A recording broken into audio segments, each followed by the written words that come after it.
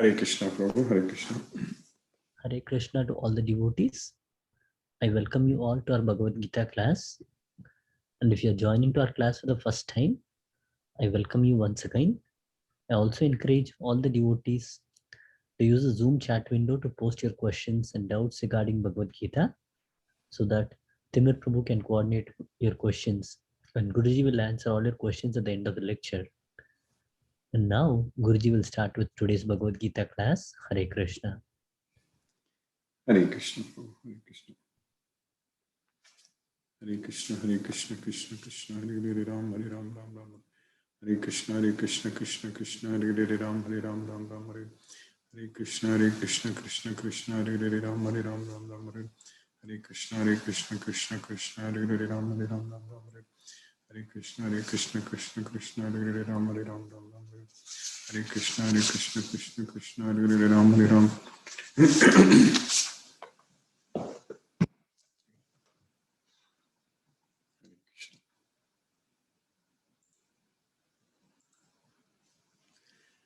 Namo Vishnupadaya Krishna Prasthaya Bhutale Srimate Radhanath Swaminiti Namini. Namo Vishnupadaya Krishna Prasthaya Bhutale Srimate Bhaktivedanta Swaminiti Namini. Namaste Saraswati Deve Gauravani Pracharine Nirvisesa Sunyavadi Paschatya Desatarine. Om Jnanatimirandasya Jnananjana Salakaya Chakshurmilitam Yena Tasmai Sri Guruve Namaha.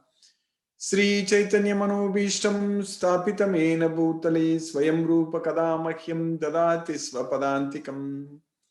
Vandegam Sri Guru Shiyuta Padakamalam Sri Gurun Vaishnavamscha. Sri Rupam Sagrajatam Sakagana Raghunadhanvitam Tam Sajivam Sadvaitam Savadutam Parijana Sagitam Krishna Chaitanya Devam Sri Radha Krishna Padan Sakagana Lalita Sri Visakan Vitamscha. He Krishna Karuna Sindhu Dina Bandhu Jagatpade Gopesha Gopika Kanta Radha Kanta Namostute. Tapta Kanchana Gaurangi Radhe Vrindavaneshwari Vrishabhanu Sute Devi Pranamami Hari Priye. Vancha kalpatarviyascha kripa sindhubhyeva cha patitanam pavanebhyo vaishnavebhyo namo namaha. Sri Krishna Chaitanya Prabhu Nityananda Sri Advaita Gadadhara Shiva Sadi Gaura Bhakta Vrinda. Hare Krishna Krishna Krishna Hare Hare Hare Rama Rama Rama Hare Hare. Isvara Parama Krishna Satchidananda Vigraha Anadi Radhir Govinda Sarvakarana Karanam. Hare Krishna. By the causeless mercy of the Supreme Personality of Godhead Sri Krishna, we are successfully progressing in Bhagavad Gita every day. We finished 2 slokas in the 14th chapter of Bhagavad Gita, the 3 modes of material nature. So in the 13th chapter, Krishna taught us about the Kshetra. So the 24 elements of this nature, basically the Kshetra. In that, Krishna said that Avyaktam, Mahabhutani, Ahankaram, Buddhihi, Avyaktam evacha. So Avyaktam means the unmanifested, that is the 3 modes of material nature. So all the activities are carried out by these modes of nature and we falsely think that we are doing it. That's why it is known as, called as false ego. When Krishna says, I did it, that was true because Krishna did it. But when we say, I did it, that is totally wrong because the 3 modes of material nature did it. So that way, when we claim the results, when we say that I did it, I won the results, that is wrong. We did not do it and we cannot claim the results. So that is a science we need to understand. We are not doing anything in this world and we don't own any results. We cannot claim any results as ours. Everything is carried out by the 3 modes of material nature. The mode of goodness, passion, and ignorance. And they are unmanifested in the sense you cannot see them. We cannot see them with our senses. So that's why avyakta. Avyakta means it's beyond our sense perceptions. So that's what we call it as avyakta. The soul is also avyakta. We cannot see the soul. Avyaktoyam, achintoyam, avikaryoyam uchyati. So it is unmanifested, it is inconceivable, and it is unchangeable. Avyaktoyam, achintyoyam, avikaryoyam uchyati. That's what is about the soul. Tasmadevam viditvainam nanu sochitam argasi. Therefore, after knowing this, there is no need for you to worry about anything. No need for you to lament. Tasmadevam viditvainam nanu sochitam argasi. That is about us. That is, we are the soul. The soul is always there. And the soul cannot be seen, cannot be perceived by our senses. So it is not possible. So in Bhagavad Gita, Krishna is teaching us that these three modes of material nature also, they are avyaktam, they are unmanifested. Like the soul is avyaktam. So that means it is subtle. It is subtle means it's beyond sense perception. So that's what we understand in Bhagavad Gita about the three modes of nature. So since we cannot see, we cannot get any knowledge about the modes of nature unless someone explains. Like the soul. The soul is also always open to discussion. People say different ways about the soul. But only Krishna says, Krishna gives us the complete knowledge about the soul, because Krishna is the Supreme Personality of Godhead. He is the knower of everything and He is the creator of everything. So Krishna is giving us the complete knowledge. So that's why we are getting about the soul very clearly from Krishna, that we are not the body, we are the soul. So similarly about the three modes of material nature, Krishna is teaching us very clearly. We are getting the knowledge from Krishna that we are not the body, we are the soul, and the three modes of material nature are controlling us. So that way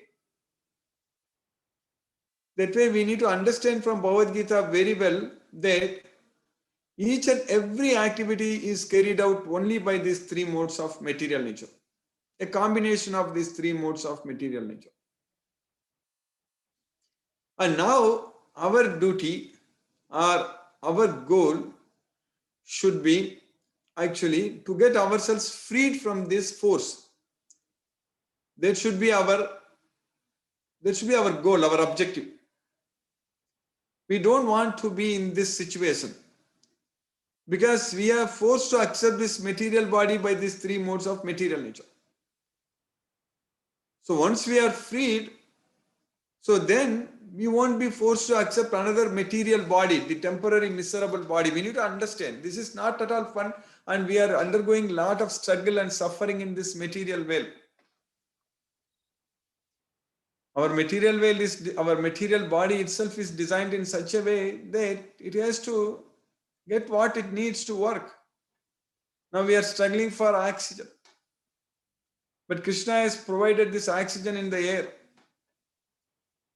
And then Krishna is controlling, Krishna is pranapanam samayukta, pachamyannam chaturvidam.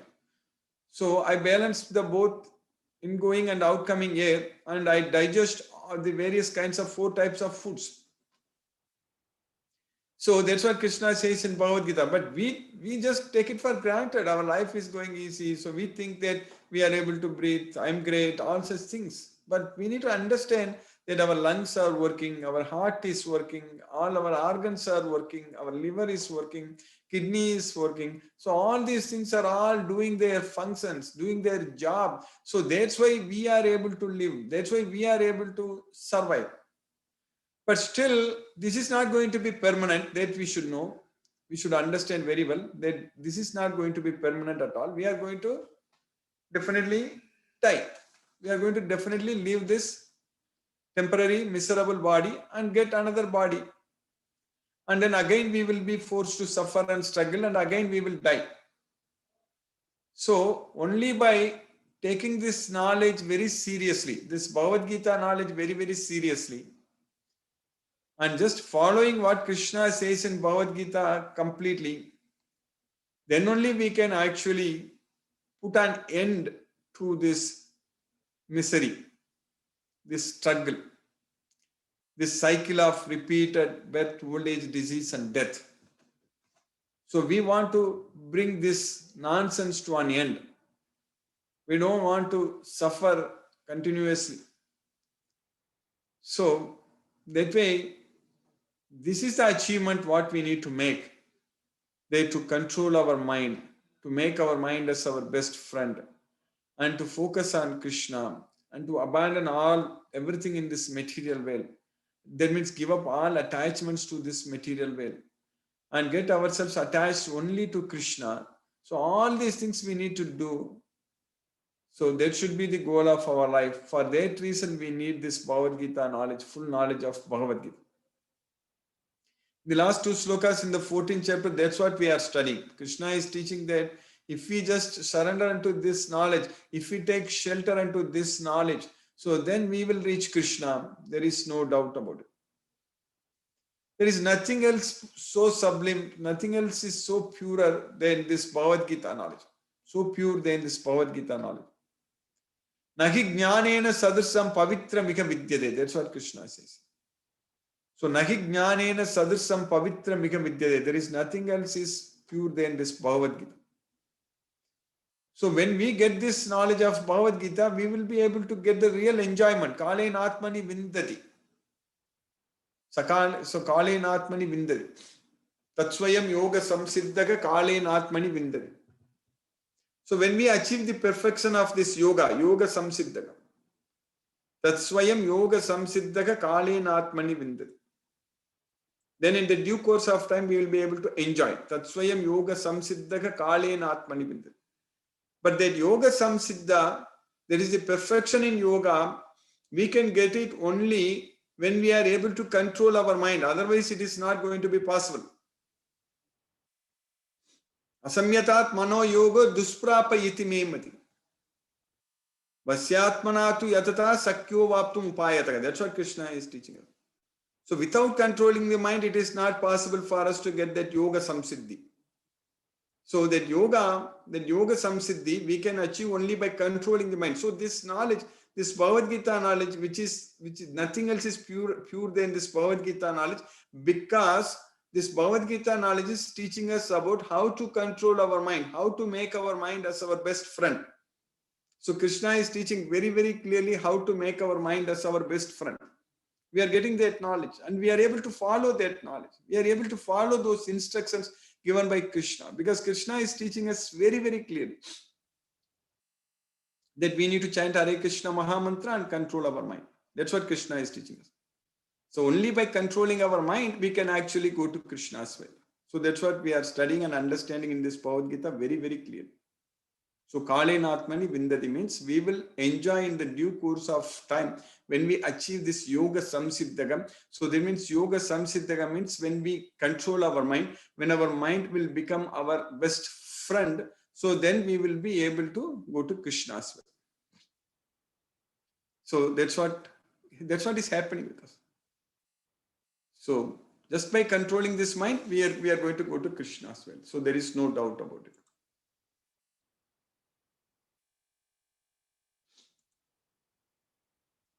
So that way, if we study this Bhagavad Gita, all these chapters, if we understand, all the questions asked by Arjuna, if we understand, so then all the answers given by Krishna, as I explained yesterday, in each and every like chapter, when Arjuna asks a question, how many slokas Krishna is taking to answer all these questions, and all those things, if we understand very carefully, all the answers, if we study and understand very, very carefully, so then our life is going to be so easy actually.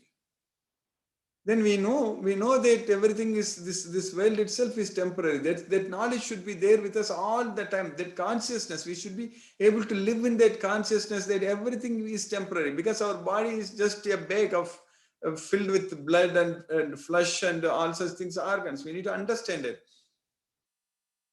So we are not this body. That's what we need to understand it. That's what is very important. We are not this body. Our body is always changing. We are getting old, and our body is slowly getting weaker. Actually, our senses are also becoming weaker. We cannot continue to be very active all the time. That's not going to be possible. Our metabolism also gets decreased, and all such things will happen when we age, when we get old. So that way, when the time is ripe, when we got the opportunity to study and understand this Bhagavad Gita and follow and practice, so we should make use of it fully. Because there is no point in saying that let me enjoy this life right now and let me get old, and then if anyone says that why are you studying Bhagavad Gita now, this should be studied only when we really get very old. So that is total nonsense. That means they are ignorant. They have no idea. They have no understanding about what Bhagavad Gita is meant for. And even 5,000 years ago, when Krishna spoke this, gave this knowledge to Arjuna, this knowledge was not available for everyone. It was not that easy. This knowledge was not that easily available for everyone. Even only Arjuna could understand from Krishna this knowledge. At that time, Krishna also told Arjuna that this knowledge was, when I gave this knowledge to sun god Vivaswan, Vivaswan gave it to Manu, Manu gave it to Ikshvaku, and that parampara, in the due course of time, this great knowledge was lost. That's what Krishna told Arjuna. So this knowledge which was understood by Vivaswan, Manu, Ikshvaku, and then Arjuna, the same knowledge we are studying and understanding, and we are able to understand, and how fortunate we are actually to get this knowledge, this Bhagavad Gita knowledge. We are living in such a time period, we are able to, now the technology is helping us actually to understand this knowledge, to get this knowledge very freely, very easily. It's available everywhere. Even though it is the most confidential knowledge, but it's available for everyone everywhere. We just have to study and understand. That's what is very important. We just have to follow. We just have to listen to Krishna. We are extremely fortunate. We are very, very fortunate. And this knowledge, the same knowledge, what Krishna gave to Arjuna, it is completely available as it is. That's why Srila Prabhupada title is Bhagavad Gita as it is. So because it is exactly the same knowledge. Nothing is changing here. Nothing is changing. We need to get this Bhagavad Gita knowledge as it is. And we are getting, we are studying, we are understanding. We understand the questions asked by Arjuna. So that way Krishna, in the 13th chapter, for example, we understood about Kshetra, Kshetrajna, Jnana, Jnaya, Purusha. Now in the 14th chapter, Krishna is teaching us about the Prakriti, the modes of nature, everything we are understanding. So even what kind of food we should eat, Krishna is teaching us, and how to perform our yajna, Krishna is teaching us, and how to do our dana and tapa, charity and austerities, and even knowledge, even in the action in the mode of goodness, happiness and ignorance, knowledge in the mode of goodness, happiness and ignorance, everything. Happiness in the mode of goodness, goodness, passion and ignorance, happiness. So like that, so much of knowledge Krishna is teaching us in this just 700 slokas. This 18 chapters, 700 slokas, Krishna is giving us so much knowledge what we need.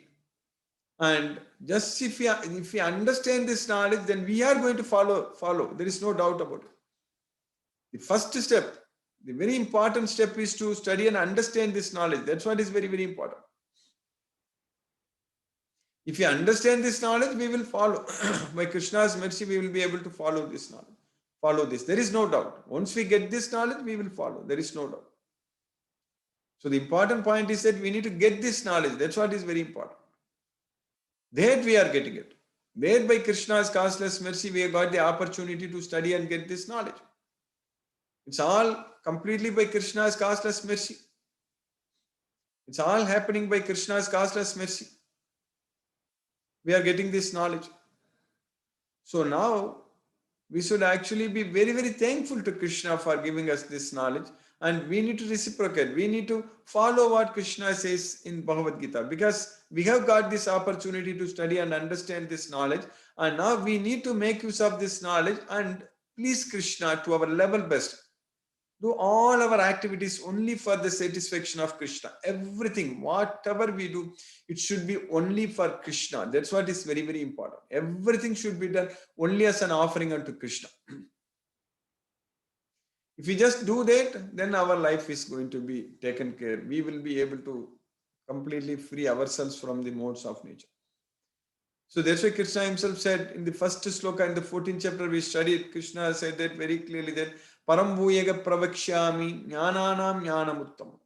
So I'm explaining you the topmost knowledge, the ultimate knowledge of all the knowledge. Jnananam Jnanamuttamam Yajnatva Munayega Sarve Param Siddhi Mito Gataga. Just by knowing this, many rishis in the past, sages in the past, they have achieved perfection. Param Siddhi Mito Gataga. They have attained perfection. That's what Param Siddhi.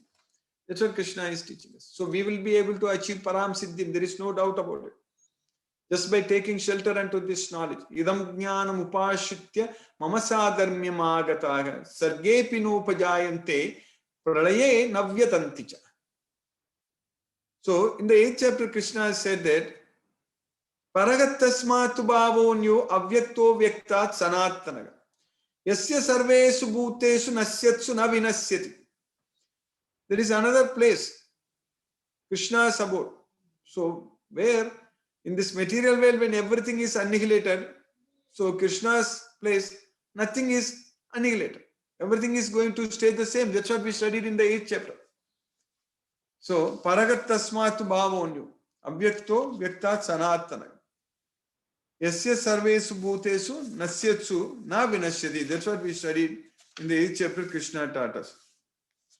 So, and Krishna also said that Avyakto kshara ityukta tamahu paramam gatim yam prapya nanivartante tadama paramam mama.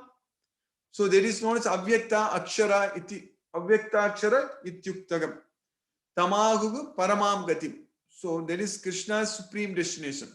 Yam prapya na nivartante taddama paramamama. Anyone who goes there will not come back here. That is Krishna's supreme abode.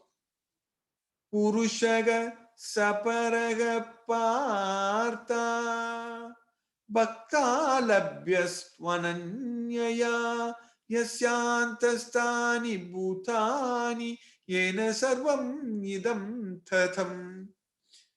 So Krishna is actually that supreme personality of Godhead. That's what Parapurusha. Purusaga Saparaga Partha Bhaktya Labhyas Ananyaya. We can achieve him only by devotion. Ananya, unalloyed devotion. Only by unalloyed devotion. Bhaktya Labhyas Ananya. So that place if we go to Krishna as well, then when this material world is created, we are not going to take birth again here. When this material world is annihilated, we are not going to be bothered. So that's why Sargepi Nopajayanti Pralaye Navyatanti. So now in the next sloka, what we are studying, in this sloka number 3 in the 14th chapter, Krishna is continuing that Mama Yonir Mahat Brahma Tasmin Garbham Dadamyaham Sambhavaga Sarvabhutanam Tato Bhavati Bharata. That's what Krishna is teaching. So, that Mahat Brahma, that is my Mahat Brahma is the Yoni, is the source of birth. That's what my Mahat Brahma. That's what Mama Yonir Mahat Brahma. So, that is the Yoni, that is the source of birth. This entire material world is actually coming from Brahman. Mahat Brahman. So that's why there is the source of everything. That's what Mahat Tattva. So Mahat Tattva we call it as Mahabhutani. So Mahabhutani means the 5 great elements. So they are all combined. So like here when we from the egg, there are many species they come from the egg. So like that, this is called Brahmandam. Andam means the egg. So they call it as Brahmandam. So Brahmanda means the universal egg. So that's what is called Brahmanda. So that's what the universal egg, Brahmanda. So Krishna is saying that Brahmandam, Mahat Brahma, so I only impregnated. So Tasmin Garbham Dadamyaham. Garbha means impregnated, pregnancy basically. So I impregnated. So from that, Sambhavaga Sarvabhutanam, all the living entities, everything is created from there. Sambhavaga Sarvabhutanam Tato Bhavati Bharata. So they are all created from there only. Tato Bhavati appears from there. So that's what we need to understand. So everything Krishna also in the 9th chapter says very clearly that Sarvayonisa Kaunteya Murtaya. No, he says that Sarvabhutani Kaunteya Prakritim Yanti Mamika Kalpakshay Punagastani Kalpadav Srijamyaham. So Sarvabhutani Kaunteya Prakritim Yanti Mamika. So everything, all the Sarvabhutani means everything, all the living entities and Mahabhutam, Jiva Bhutam, that's what Sarvabhutam. Sarvabhutam is the Mahabhutam, Jiva Bhutam. So Sarvabhutam. So that's what Sarvabhutani. Here also Krishna is using the word Sarvabhutana. So there also in the 9th chapter, this sloka number 6 or 7, Krishna is using the Sarvabhutani Kaunteya, Prakritim Yanti Mamikam. Prakritim Yanti Mamikam. Mamikam means my. So they enter into my nature. Yanti means enter. So everything, Sarvabhutani Kaunteya, O son of Kunti, all Bhutani, everything enters into my nature. Sarvabhutani Kaunteya, Prakritim Yanti Mamikam, Kalpakshaye. When this Kalpa ends, Kalpakshaye. Kalpadav Srijamyagam. When this Kalpa begins again, I create them, I recreate them. Srijamyagam. So that's what Krishna is teaching here that Sambhavaha Sarvabhutanam Tato Bhavati Bharata. So everything is again created by Krishna when the Kalpa begins. So that's why Krishna is saying that I impregnate this material nature. So this Mahat Brahman. So Mamayo Nirmahat Brahma Tasmin Garbham Dadamyagam Sambhavaga Sarvabhutanam Tato Bhavati Bharata. So the total material substance called Brahman is the source of birth, and it is that Brahman that I impregnate, making possible the births of all living beings, O son of Bharata. So that's what Krishna is teaching us. So by Krishna's causeless mercy, we have successfully finished this sloka number 3 in the 14th chapter. Hare Krishna. I'll stop now and we'll discuss if any questions are there. Hare Krishna. Hare Krishna.